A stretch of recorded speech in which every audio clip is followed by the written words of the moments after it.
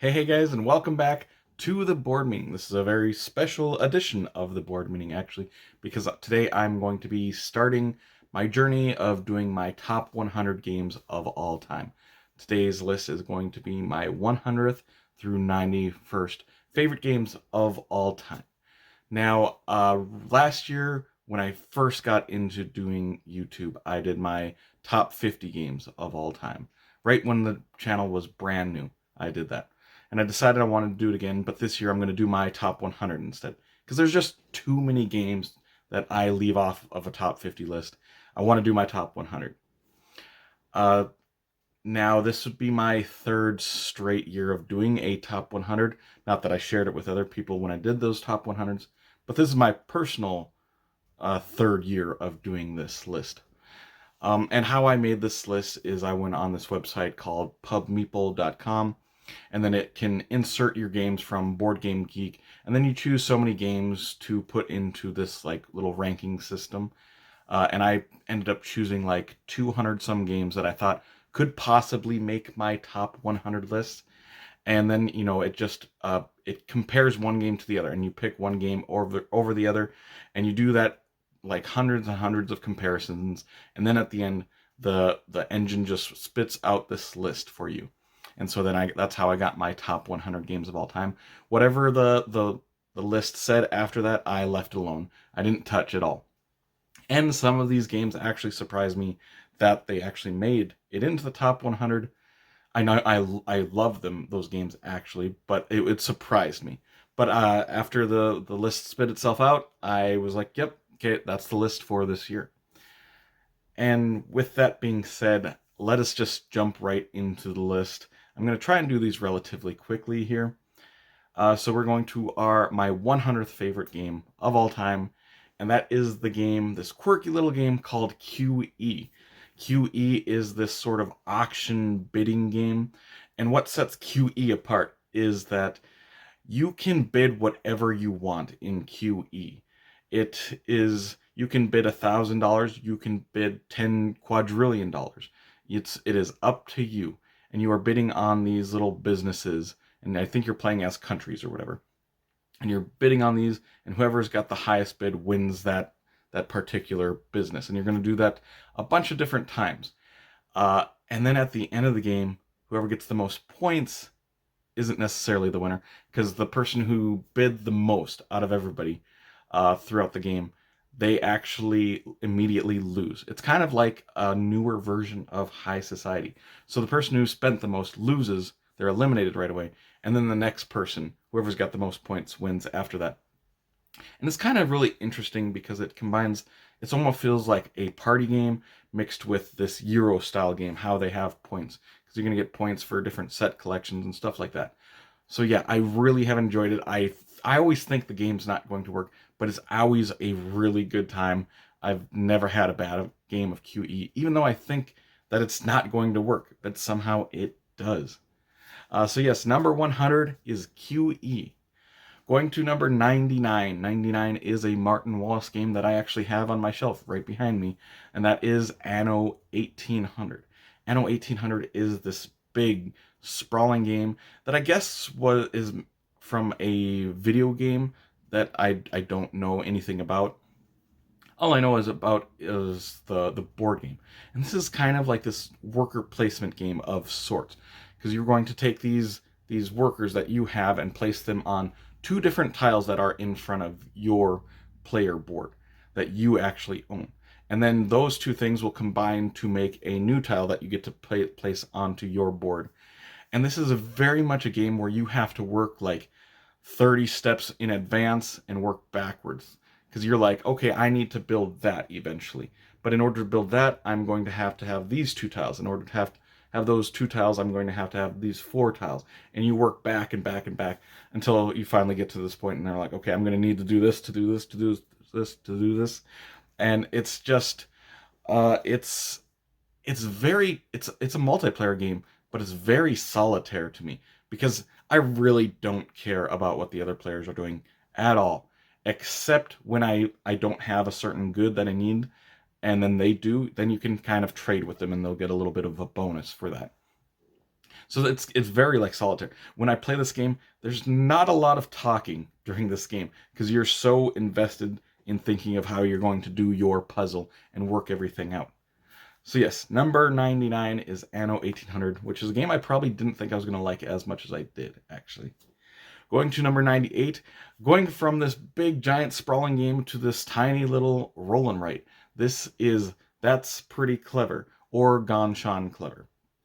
Now, Ganshan Clever is this very combo-tastic roll and write game where you're going to be rolling these dice and you're going to draft these dice and use those dice, and then the leftover dice the other players can use on their board. And this is very much, you're going to take a dice and you're going to cross out something on your sheet. And there's going to be rules of how you can use those dice. Each different color has different rules, and they're going to score all differently. But it's very much a game of you're going to cross something out, and that's going to get you a bonus to cross a different color out. You go down here and you're going to cross something else out, and you might be able to do something else in another section because of it. And it's this game that it makes you feel clever, actually. There's certain spots where you're like, oh, that was a really good move by myself. So I like that about that game, and that it makes me feel clever, actually. So it's very correctly titled. That's pretty clever. And I think a lot of games have actually copied some of these combo mechanisms that's pretty clever. It uses. One thing about this game is I actually don't play the physical board game very much anymore. It's such a good app-based game that I'll break it out all the time on my phone. Just like if I got 5-10 minutes, break it out and start playing it, and it's easy to get through.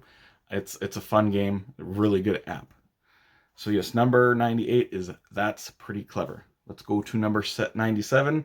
We're going from big game to small game to another pretty big game. This is Star Wars Outer Rim. This is this giant epic pick up and deliver sort of game where you're going to be moving your ship across the galaxy, and you're going to have several options to do. You can go around picking up bounties, you can pick up crew members to add to get you more special abilities, you can upgrade your ship, you can buy new ships, you can just do a bunch of different things. It's fun game, and it's one that this is surprising that it made it onto my top 100. I didn't think it would, because it takes a little bit longer than I like, but I do enjoy it, and I like this story mode that kind of comes with it. If you're going around the galaxy, you're like, oh, I need to find Princess Leia or whatever. Or if you can be Han Solo and get Chewbacca as a crew member. I'm a Star Wars fan. I'm not a huge Star Wars fan, but I do like this game quite a bit. So yes, that is number 97, Star Wars Outer Rim. Let's move on to 96. 96 is a simple cooperative board game. This is Marvel United. This is a rather new game. I think it came out 2020, I believe it did come out. And it's just a very fun, light cooperative game that I can play with my nephew, that I can play with my son. But I can also play it with my board game group. It's a game that is fun for all groups, I believe. But it's a simple game that you are going to be playing as one of the superheroes from Marvel, trying to take on one of the villains. And everybody has their own deck of cards. On each player's turn, they get to play one of their cards. And these cards have different actions on them. And they're very, very simple actions. There is like punch, or there's like attack, there is move, there is save a citizen, and you're just going to be moving around, saving the citizens, completing little objectives, and then ultimately trying to defeat the big bad guy. But you are going to play a card from your hand on top of another card, actually, and you are going to take your actions along with the card that was played previously. So you are cooperating that way. So the next person gets to use their card plus the card that I played. I really enjoy that mechanism. It's simple. It's a fun game, and I really like to play it with my nephew and son. And some of these games that I like to play with my nephew and son, that actually boosts up their score for myself because I enjoy playing with them particularly. So let's go to number 95 now. Number 95 is a city building game. This is Quadropolis. There's some really interesting mechanisms in Quadropolis that I like. And there's a bunch of city building games out there, and it's pretty similar to those, but the one mechanic in it that I really enjoy is that when you're deciding which building you're going to try and take, you have all these numbers that you have, like 1 through 5 or whatever it ends up being, and you can put that number on a row or column. Now, if it's a 1, you have to take the next city or building that is right on that 1 spot. Or if it's a 3, you have to go and take that on the 3rd spot on that row or column, whatever you placed it on. And you are going to get these different resources along with it. You're going to get people, you're going to get trash, and you're going to also use those on different buildings to kind of activate them. And you want to kind of balance that. You don't want a lot of resources that you aren't using, because at the end of the game, if you have extra of these things, you actually get negative points. So it's a really interesting, thinky game, yet simple enough that it's a very easy teach. And if you like city building games, this is one of the essential city building games, in my opinion, if not the essential one. Let's go to the next game on the list, number 94. This is Pioneer Day, which could essentially be called the Oregon Trail, because that is what it is. In this game, it's set in the West, and you are going to be moving along this trail with a wagon. You have to roll these dice, and then you're going to draft these dice. And depending on what dice is left over, there is going to be bad things that are going to happen. There is going to be famines. There is going to be storms. There is going to be disease. But you have to prepare yourself for that. You can see it coming along this track. And you're like, okay, if this moves so many farther, there's going to be a storm. I'm going to lose things unless I'm prepared for it. So you have to prepare for things. You're going to build up different things like wood and food and stuff like that, medicine. So yes, it's Pioneer Days, but it's basically the Oregon Trail, and it's a game that I really like. I like the look of it a lot. It's this cartoony old Western look to it, and I'm a really big fan of the look of this game.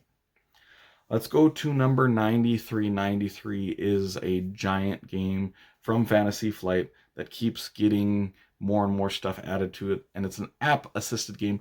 This is Mansions of Madness 2nd Edition. A lot of people have played this game. A lot of people really love this game. I personally love the horror theme to these sort of Arkham horror setting games. I love moving around the dungeon and seeing what's around the corner. And there's a game that's Lord of the Rings Journeys in Middle Earth that uses the same system, the same app assisted kind of system. But that game uses cards. This game uses dice in order to test your skills and see if you're going to succeed or fail at certain things. I like the dice system better. And that's why Lord of the Rings Journeys in Middle-earth is not on this list. I like Mansions better, even though I'm a huge fan of the Lord of the Rings series. But I like this one better, and I think it's because of the dice. And the other one, I didn't really like the constantly shuffling kind of thing. So yes, number 93, Mansions of Madness 2nd Edition. Going to our next game at number 92. Number 92 is a game from Bruno Cathala, a game I really like. This is Micropolis. This is a very simple game with the theme of building your ant colony, this ant hill that you're building. How you're going to do that is you're going to be drafting these ant hill tiles and adding them around your ant hill center board piece.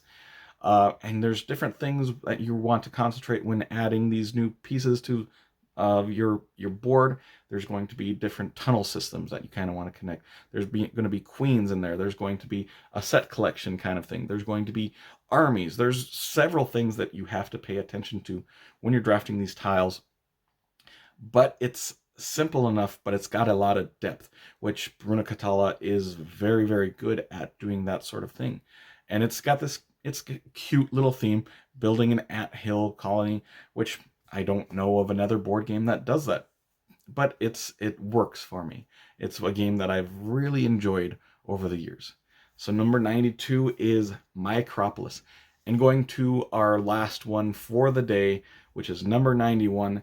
This is another Bruno Catala game. This is Mr. Jack. This is a sort of hidden movement game with the theme of some player plays as Jack the Ripper, the other player plays as all of these the detectives trying to figure out who Jack the Ripper is, because Jack the Ripper is actually going to take the identity of one of these people that are on the board, and you are going to take turns drafting these people on the board, and you're going to get to be able to move these people and then take their special abilities.